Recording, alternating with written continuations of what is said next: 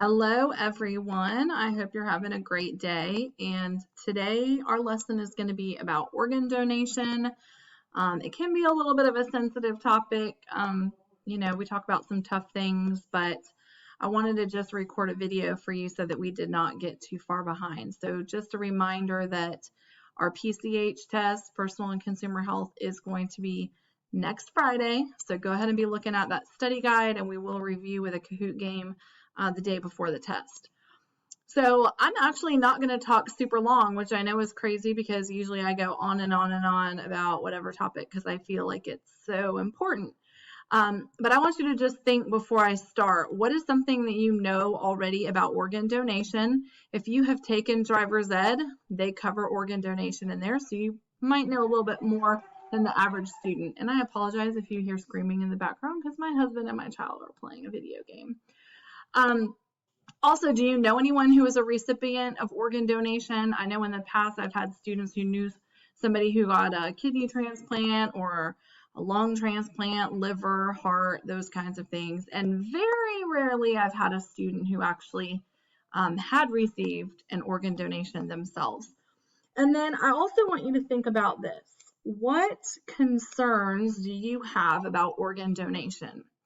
Like, that's a really big decision. It's a personal decision about if something happened to you and you did not survive, would you want your organs to be donated so that somebody else could continue living? So at this point, it's something that's between you and your parents. And I know that it's not really something that we want to think about, but I know for sure personally that if something happens to me, I want my organs to be donated. I've already done the steps that I need to do for that to happen. So this is a video that you're going to watch on your own. So you can access it from the slideshow, but I'm also going to link it in the assignment. It's very short, but they do a great job of explaining how organ donation works, because it does seem like it would be pretty complicated.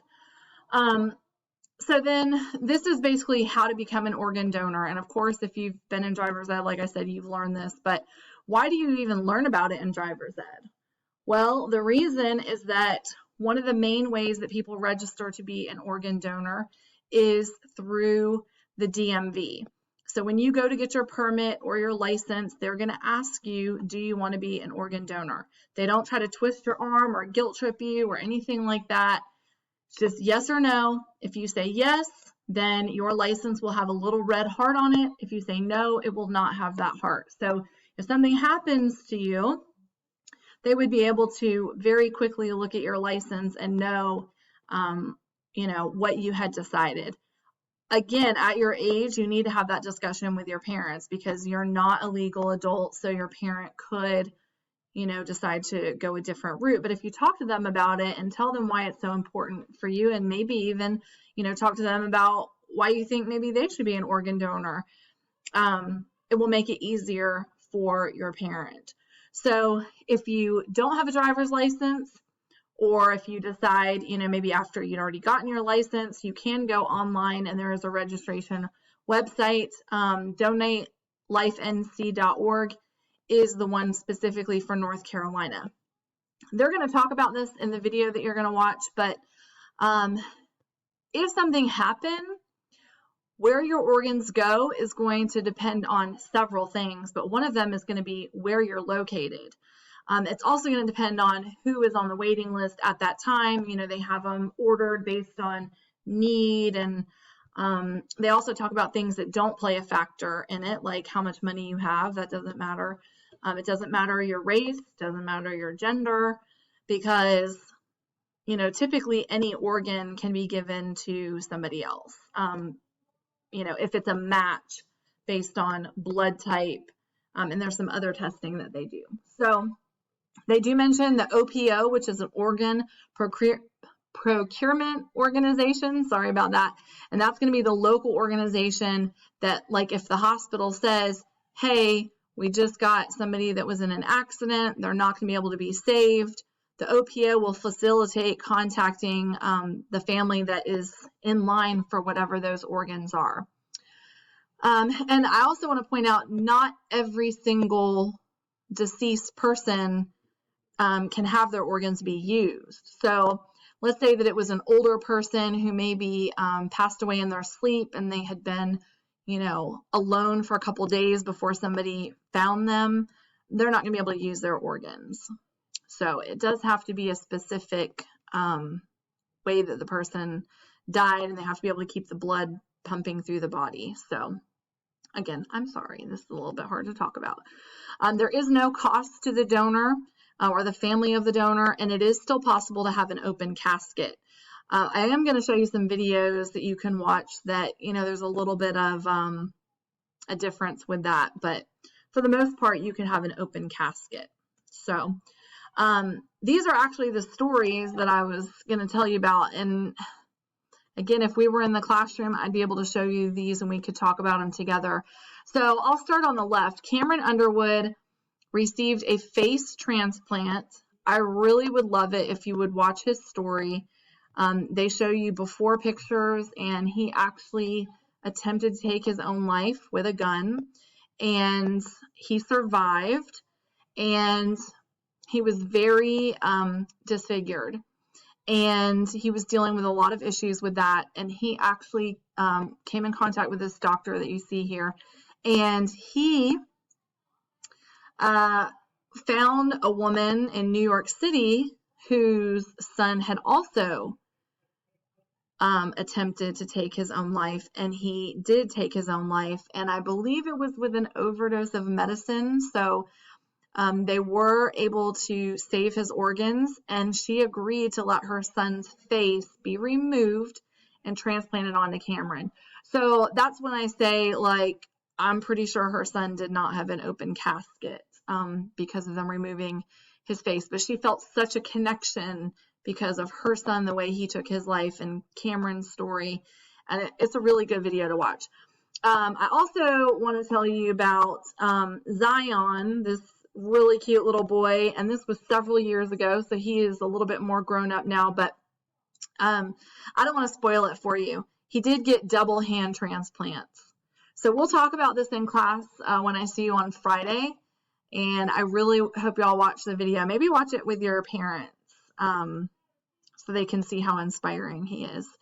And then the last one I used to show a lot, Ray of Hope, but he was the mascot for the UNC Tar Heels.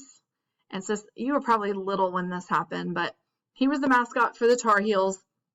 They were at a playoff game or something in New Jersey, and he was actually hit by a drunk driver and killed, and his family decided to donate his organs. So they actually set it up so that his parents could meet the people who received his organs. So that's a pretty cool story too. Usually there's some Kleenex that needs to be brought out on this day in health, because y'all know I'm a crier. So this is the assignment. It's a Google form. And so the first video that I asked you to watch on slide 3, there are a few questions about that. And then there's also a website from Donate Life NC that is linked at the top of the form. So this is the website, and there's a lot of information on here, but the questions should just come from this page, right? You see some things on there like, can I still be a donor even if I have diabetes or coronary artery disease? Yes, you still can register. Anybody can register. They might not use your organs, but you still are encouraged to register if you want to. It talks about religions, because there were some people who thought that it was against their religion or other religions, and it talks about that, and what's the difference between the registry and the national registry. So if you register with North Carolina, they are going to try to keep your organs in North Carolina. So let me show you this Google form. This is my kind of little treat for you if you are actually watching this video. I appreciate it. So I'm going to go through the answers to this. So the heart, lungs, and kidneys are the only organs that can be transplanted. That is false. There are about 50 different things. All right. You could help or save 50 different lives. I am so sorry. My family is being really loud. Rude. If I decide to register as an organ donor, I should do what? That is actually going to be all of the above. So you're learning the facts right now, and you should talk to your family about it, and you should say yes at the DMV office when you get your license, or you can register online. But again, this is a personal decision. I'm not telling you this is what you have to do. Everyone can register as an organ donor, even if they have a chronic illness like diabetes. That is true. A lot of students think that that is false, but it is true. And even somebody who is HIV positive, they're going to, I mean, there are probably HIV positive people who are on the donation list.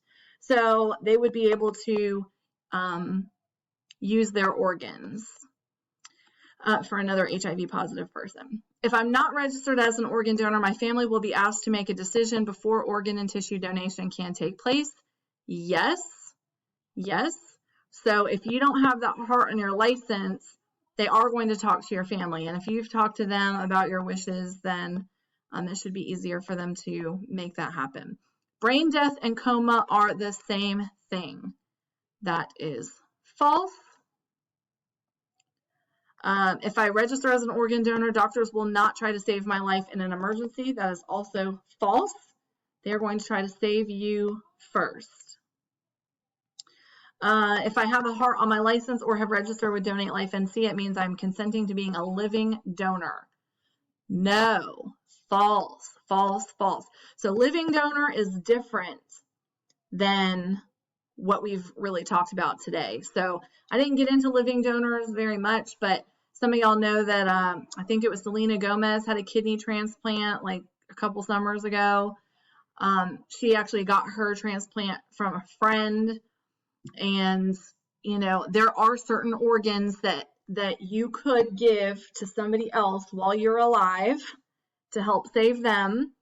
But that is a totally different process than this. This is only if you are deceased. The U.S. National Organ Transplant Act of 1984 made it illegal to sell your organs on the in the United States. So you may have heard before about like the black market, and they'll say, oh yeah, you know, you could go sell your kidney for like, you know, however many $1,000s, and no, like that is illegal. I'm not saying it doesn't happen. It's probably in other countries if it does happen, but it is illegal in the United States. Race and gender are not considered when transplanting organs. That is true. So I told you before, you know, different races underneath our skin, we're the same. So you can donate organs to other races, and males to females, females to males, etc. An average of how many people on the organ donation waiting list die each day? That'd be 20. Okay, well, that is it. I'm going to stop talking, and I will see you tomorrow. Just make sure you have submitted this Google form.